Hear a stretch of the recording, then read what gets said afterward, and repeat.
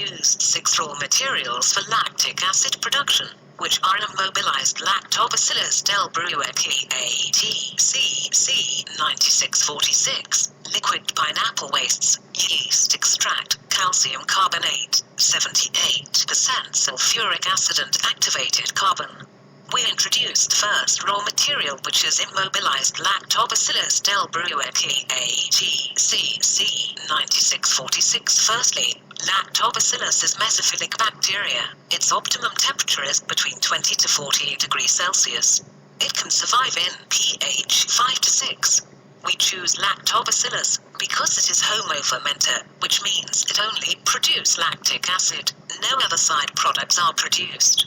We purchase it from DSMZ, Deutsche Sammlung von Mikroorganismen und Zellkulturen GmbH, Germany. In this fermentation process, we used immobilized Lactobacillus, Lactobacillus will undergo classical entrapment method to produce immobilized Lactobacillus. Why we used immobilized Lactobacillus? Because it can help to maintain in high and stable cell concentration.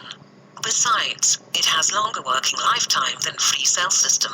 It can retain for 20 days before undergo death phase.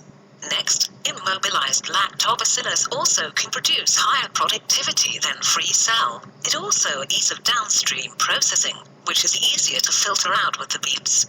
After knowing the advantages of immobilized Lactobacillus, we proceed to Lactobacillus immobilization by classical entrapment method. Firstly, MRS broth content Lactobacillus mixed with 2% sodium alginate solution and stirred it for 5 minutes. Then solution was dropped into 0.2 m calcium chloride. Beads are allowed to be hardened for 30 minutes. Then, washed them with 0.85% sodium chloride solution, and then immobilized Lactobacillus are formed, stored it at 4 degrees Celsius, if we have not want to use it. Finally, immobilized Lactobacillus was done to be prepared. The second raw material is liquid pineapple waste. The reason for us to choose pineapple waste is because Malaysia is one of the major producers of pineapple.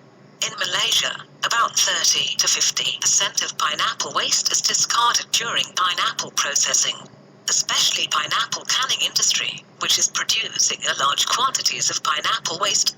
The second reason is because pineapple waste contains high level of carbohydrates. The carbohydrate is simple sugars, which are sucrose, glucose and fructose.